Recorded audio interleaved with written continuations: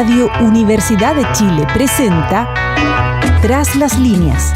Conversaciones con Manuel Antonio Garretón, Premio Nacional de Ciencias Sociales. Un programa del Departamento de Sociología y Magíster en Ciencias Sociales de la Universidad de Chile. Muy buenas tardes.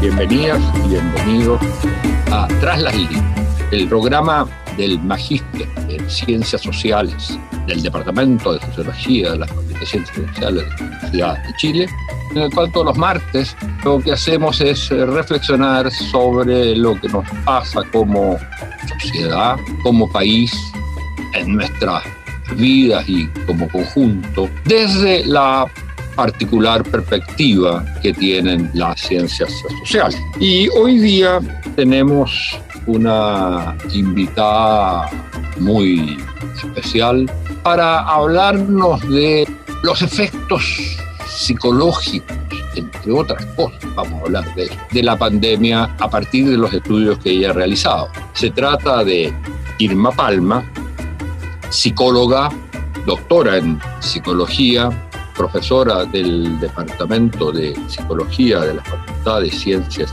Sociales y que se ha especializado en temas de género, feminismo, sexualidad y que es la coordinadora general de un estudio que es un conjunto de 4 encuestas sobre lo que es la vida de los chilenos y chilenas en la pandemia, la vida cotidiana. Y este estudio, como decía, son 4 encuestas, muestras 2.500 personas, que pretende, el estudio longitudinal, pretende ir mostrando la evolución de la subjetividad, del modo como han sido afectadas las personas. Pero antes de eso, vamos a comenzar con una reflexión más general. Irma es una psicóloga muy preocupada de la contingencia, de lo que le ocurre al país en el día a día y también en un cierto horizonte de transformación. Cuando la llamé para decirle que quería invitarla a este programa, le pregunté, bueno, ¿cómo estaba?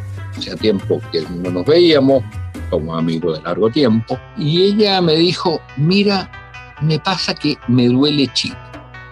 Y la manera como me lo dijo, sin ninguna rimbombancia, sin ninguna pretensión, uno sentía que eso era así. Entonces le pregunté por qué. Y ella me relata la experiencia que ha vivido desde el momento del estallido y con su participación en un primer momento en lo que se iniciaba la campaña por el apruebo en el proceso constitucional. Entonces yo quisiera partir por ahí, quisiera preguntarle a Irma, bueno, cuéntame, primero que nada, muy bienvenida, y segundo, ¿cómo tú expresarías lo que me decías ayer a partir de tu experiencia en los últimos meses de Me duele Chile? Muchas gracias, Manuel Antonio. La verdad es que en lo personal llegué a esta crisis sanitaria teniendo conciencia de la crisis que habíamos y que estamos de fondo viviendo, ¿no? en Chile. Cuando se inició en marzo, yo justo tuve que detener mi participación en una comunidad popular en Los Espejos, donde acompañé a hacer campaña por el apruebo. Para mí la experiencia fue muy dura, muy dura, porque me di cuenta que había estado, y no solo yo, de espaldas al mundo de la pobreza. Entonces, volverse a enfrentar la pandemia hacía imposible olvidar eso. Y la pandemia tiende a ser pensada ilusoriamente, pero además políticamente muy problemático, como si fuera un hecho universal, común, casi democrática. Y la verdad es que la pandemia es cierto que es común en términos de que todos los cuerpos están expuestos, pero ni siquiera la exposición a la pandemia es común. Y los efectos de la pandemia tampoco son comunes. Y cuando yo dejé de ir a los espejos, lo que escuché de los dirigentes, las dirigentes populares, es que había un horror con la posibilidad del confinamiento. El confinamiento iba a ser necesario, pero el confinamiento iba a traer hambre. Y yo oí, después de muchos años, por primera vez, la expresión olla común. Yo la conocía de la dictadura, ¿no? La escuché por primera vez en fines de marzo. El hambre, el confinamiento, la olla común y la acción colectiva. Me duele en ese sentido, en el hecho que la experiencia de la pandemia, los efectos en las condiciones materiales y en la subjetividad son muy distintos y van a ser muy distintos. Lo que tú me decías es que esa experiencia de lo que era el mundo de la pobreza es, de alguna manera, pre-pandemia. Sí. Y, es decir, eso es lo que de alguna manera se había ignorado, o uno había ignorado durante mucho tiempo. Y la otra cosa que yo creo que es importante es que tú me señalabas que junto a eso, la otra experiencia muy fuerte y muy importante, y en este caso sería positiva, era el modo como la gente y los sectores populares afectados por la pobreza está organizado y se ayudan unos a otros. ¿Qué nos puedes decir de eso? Hay una cuestión más general que leí ahora estudiando sobre pandemia de un economista de la India que planteaba que los y las trabajadores de sectores populares no podrían cumplir el confinamiento, era contradictorio, porque en las economías informales el movimiento y el vínculo social, la proximidad, que es contradictoria con el distanciamiento social, eran fundamentales para la generación de ingresos y para la sobrevivencia. Y en las comunidades populares tú entiendes que el desempleo les vuelca a los vínculos sociales, pero a la vez los vínculos sociales más próximos están afectados. Y yo creo que esos fueron reconstituidos rápidamente las comunidades populares en Chile. Rápidamente los lazos sociales más próximos se activaron de una manera muy importante y están, yo creo, sosteniendo no solo condiciones de acompañamiento material, sino también subjetivamente a las comunidades. Y hay dirigentes y dirigentes incluso exponiéndose a la infección, pero haciendo esa tarea de mantener los lazos sociales. Más todavía cuando el gobierno no lo hizo. El gobierno no ni generó la respuesta en ese ámbito, pero tampoco produjo tras de sí organización de la sociedad. Nosotros nos enfrentamos esta pandemia con un sentido de comunidad, como probablemente lo hubiéramos hecho con un terremoto.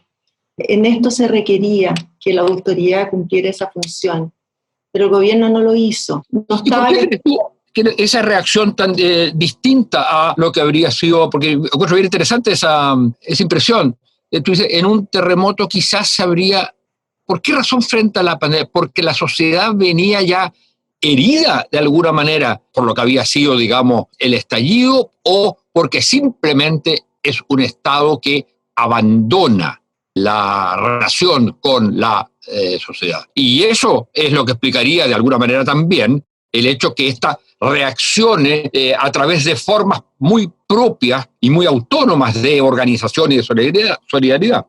Yo creo que a diferencia de los terremotos, las pandemias y probablemente otras crisis humanitarias requieren conducción, porque son asuntos de conducción muy política y técnica. Y por tanto, lo que una hace o los grupos hacen es seguir a la autoridad. Pero en una pandemia de este tipo está el miedo y el dolor, ¿no? Pero por otro lado tienes que generar la unidad, pero la unidad se genera a partir de una autoridad, de una adhesión a una autoridad. Y hubo gobiernos en el mundo que lo produjeron y gobiernos que no lo produjeron. Y en el país pasó eso. ¿A qué le atribuirías tú que en este país, porque yo creo que hay, esto lo hemos conversado muchas veces en este programa, yo creo que hay una enorme crisis, la palabra desconfianza a mí no me gusta, no creo que sea la que da cuenta, hay una enorme crisis de legitimidad de las instituciones. La gente no cree en las instituciones, no las sigue. Y eso yo creo que es un elemento como muy fundamental. ¿Qué piensas tú? Yo creo que las hubiera seguido en el siguiente sentido. En el estudio en el que trabajo, hay una altísima adhesión a las restricciones a las libertades individuales, una altísima disposición, una, sea o no sea como es, como lo dice la gente, hay una adherencia alta al confinamiento. Y yo creo que hubiese podido ser distinto. Creo que el gobierno ni siquiera en credibilidad pudo hacerlo bien. No lo hizo bien, a pesar que la veracidad de la información en estas cosas está muy vinculada a la ciencia. El gobierno no logró producir verosimilitud en su conocimiento. Entonces, es cierto, las instituciones están en crisis, pero creo que en las pandemias como esta hay particularidades y que en ciertos ámbitos el gobierno, en mi opinión, pudo hacer distinto. Y probablemente uno de los elementos donde el gobierno no podía hacerlo fue porque nunca convenció a la sociedad chilena que la salud y la vida de las personas estaba antes que la economía. Y eso era crucial. Eso explica, por ejemplo, la diferencia respecto de, si uno toma una institución, la de los alcaldes, en que sí parecía que los alcaldes, cualesquiera fuera su color, estaban más allá de la pura preocupación estrictamente política, estaban preocupados por ayudar a la gente y por organizarlas y que las cosas funcionaran. Claro, qué interesante eso, porque efectivamente ellos estaban preocupados por la vida de la persona. Eso es de fondo, porque además las pandemias a las que uno responde con el dispositivo social del alejamiento, de la inmovilización de las poblaciones, esas respuestas son contradictorias con elementos muy básicos de la especie. Esta especie, cuando está en peligro, se unen, los individuos humanos, se unen para protegerse y acompañarse. Y en esta pandemia, al peligro, tuvimos que responder separándonos, no enterrando a los muertos, no acompañando a quienes iban a morir. Hicimos exactamente lo que es más contradictorio con los vínculos humanos ante el peligro. Entonces era muy difícil sostener psíquicamente la respuesta. Era súper necesaria, pero requería un diseño político, un diseño para tratar la subjetividad que no lo tuvieron. Se dice que mujeres dirigentes en el mundo, los países, lograron producir un sentimiento, una respuesta colectiva de sus poblaciones. ¿Y por qué habrá sido así? No sé exactamente, pero probablemente hubo una lectura de la subjetividad que produjo eso. Y yo creo que tenemos una pérdida porque no sé si de otro lado podría haberse producido. No sé por qué el movimiento Mujeres, de las 500.000 mujeres que tuvimos el 8 de marzo, a días que había comenzado la pandemia, no hemos producido eso, no hemos producido ningún sentimiento colectivo. Lo único que se ha producido en el mundo de las mujeres es la preocupación por la violencia contra las mujeres que se produce en crisis humanitarias, ¿no? El incremento de la violencia. Pero generar un sentimiento de colectivo, creo que nadie lo produjo en Chile. Yo creo que eso es súper interesante, y ahí la psicóloga se mete en el terreno de las y los sociólogos, porque ese es, yo creo que uno de los problemas principales que tiene la sociedad chilena, es el que no hay un sentimiento que pertenecemos, finalmente, nos guste o no nos guste, a una misma comunidad política donde tiene que haber máxima diversidad, las diferencias, la expresión de conflicto, tenemos visiones distintas de las cosas, pero de alguna manera hay la necesidad de lo que llaman algunos la mínima cohesión, es decir, sentirnos parte de algo en que con visiones distintas y contrapuestas y en conflicto somos parte de una misma polis, de una misma comunidad. Como no nos sentimos en eso, no creemos en las instituciones que son comunes a todos. Creo en aquella que me sirve y el otro cree en la que le sirve. Y eso yo creo que es uno de los problemas principales que tiene la sociedad chilena. Es una sociedad, yo insisto, profundamente dañada y herida en su convivencia. Lo que ocurre hoy día con el conflicto con el pueblo mapuche es eso. El pueblo mapuche es una nación que no se siente necesariamente parte de ese mismo Estado que es finalmente uninacional. Pero ese sentimiento absolutamente justificado está también en otros ámbitos de la sociedad. Yo no sé si la gente que vive en las poblaciones que tú señalabas se siente, y por qué se va a sentir parte de aquellos sectores que viven, digamos, en los barrios altos y tienen modos de vida, lenguaje y todo enteramente distinto. Yo creo que ahí hay un problema que este país no ha resuelto, que yo creo que tiene raíces históricas muy profundas, pero tiene un momento fundamental y fundacional de esa división que fue el momento de la dictadura. Ahora, volviendo al tema de tu estudio. ¿Puedo decirte algo sobre eso? A propósito de la ley que permite tomar el 10% de la propia jubilación y que podría tener una lectura absolutamente neoliberal, ¿no? Individualista, como cada uno resuelve como puede, ¿no? Sobrevive como puede a la pandemia.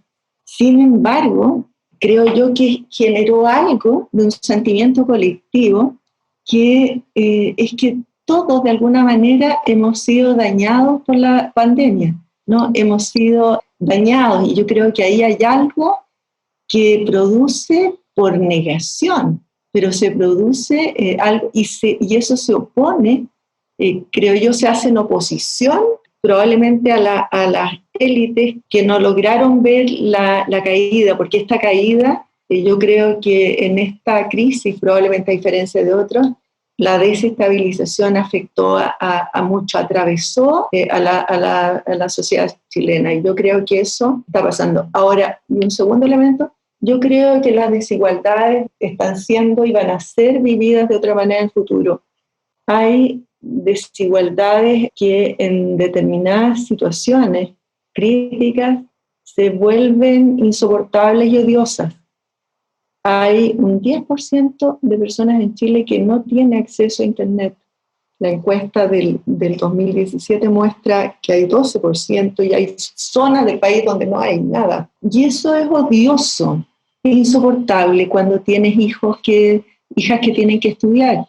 Y de hecho, en las universidades, en nuestra universidad, descubrimos que había estudiantes que no tenían en sus casas ni Internet, ni tenían computadores, que los computadores que usaban eran de la universidad, no en la universidad.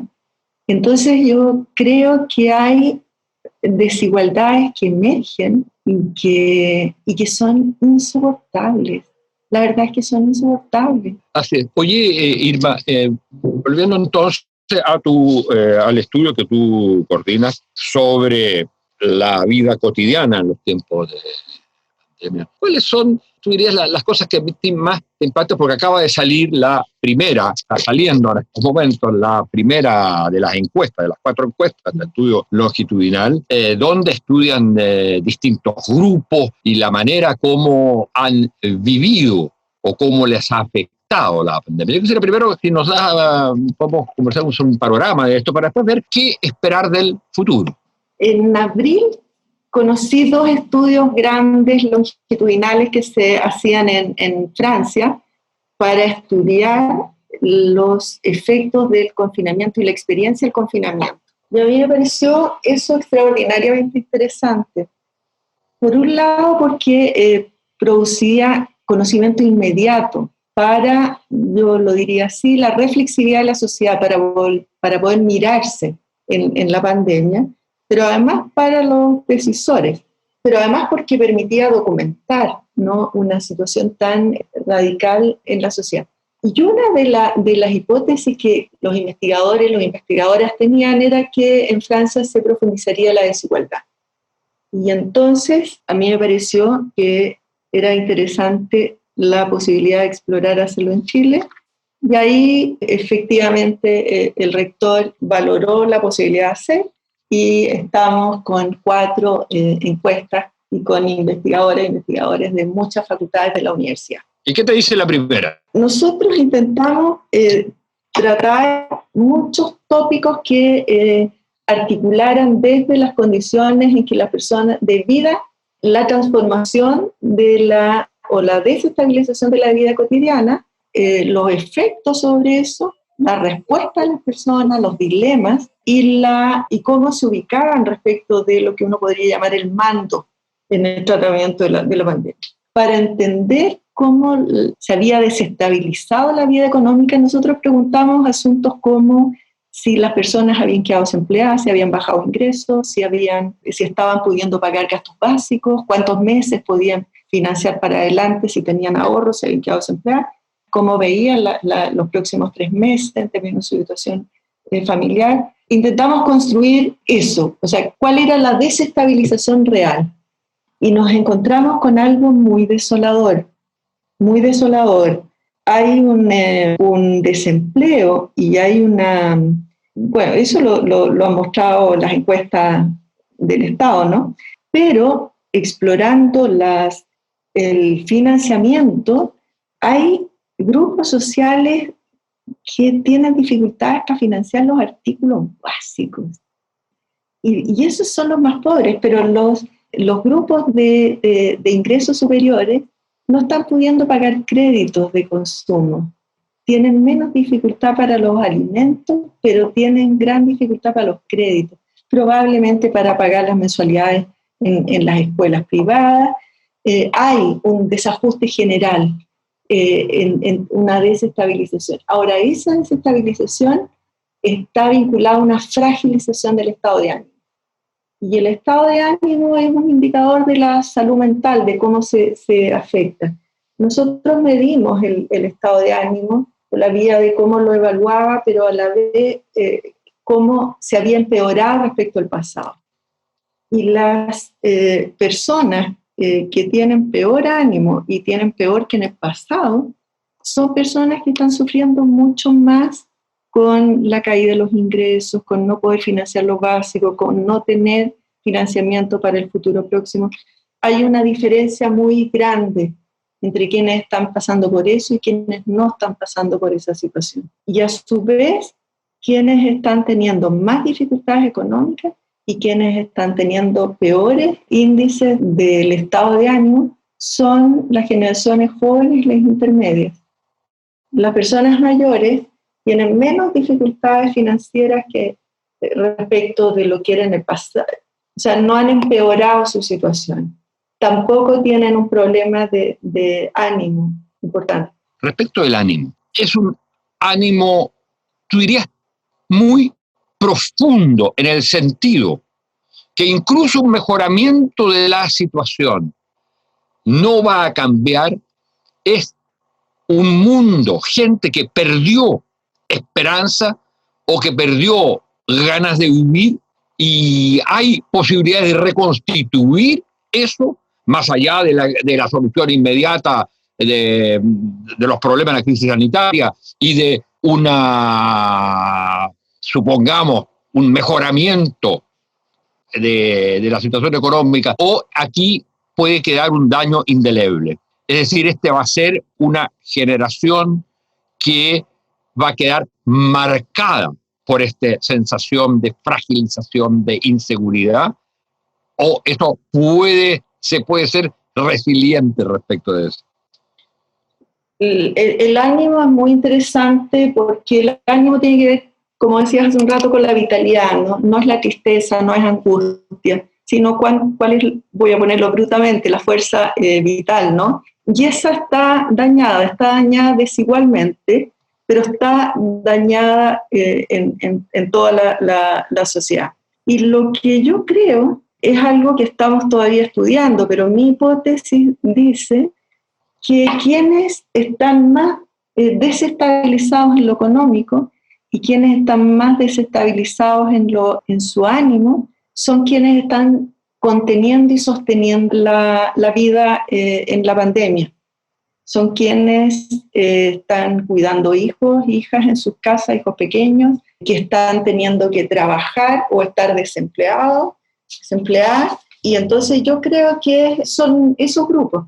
Pero además son esos grupos que, si las dificultades en la economía permanecen, van a sobrellevar, porque una cosa va con la otra, ¿no? Si el futuro no es económicamente favorable, no hay razón para que no haya pesimismo y no haya sufrimiento. Hicimos una pregunta a las personas si estiman en las últimas 2 semanas que necesitarían ayuda clínica, si necesitarían ayuda psicoterapéutica, y la mitad de las personas dice que sí. Eso va a ser una demanda en el futuro. Hay que reparar, tenemos que reparar los daños. Ahora, a mí, en general, no me gusta mucho cómo la psicología asume la cuestión de la salud mental, porque creo que se hacen pocas vinculaciones con las condiciones materiales de vida, con cómo se está viviendo materialmente una situación tan extrema como esta, ¿no? Y nosotros hicimos esa vinculación, porque ¿qué decía el sentido común? Que las personas mayores serían las más dañadas psicológicamente, estarían más tristes, con mayor miedo, con mayor soledad, y la verdad es que no. Tú podrías decir que hay resiliencia, y la experiencia de la vida te vuelve más resiliente. Sí, puede ser, pero esas personas no están soportando, o no estamos soportando, el cuidado de niños, niñas, el desempleo, no lo estamos viviendo. Entonces creo que observarlo como estados psicológicos en el vacío de la vida social y personal, creo que no sirve. ¿Por qué digo esto? Porque además las estrategias han sido estrategias individuales a poner a las personas que hagan tal o cual cosa para reducir el estrés o esto o lo otro. Y yo creo que estos procesos son procesos colectivos. La experiencia de la desigualdad no es la misma en unos que en otros. No. Ahora, creo que el proceso sociopolítico que viene tendría que hacerse cargo de esto. Y yo veo un elemento que a mí me parece interesante. Yo creo que la oposición, con todas las dificultades que ha tenido, oposición parlamentaria, ha logrado construir una idea de lo que habría que haber hecho. No sabemos qué hubiera pasado si hubiese sido gobierno la oposición. Pero hay algo, cuando propones el postnatal extendido para las mujeres, cuando propones otras cosas, incluso el retiro del 10%, yo creo que hay algo ahí interesante.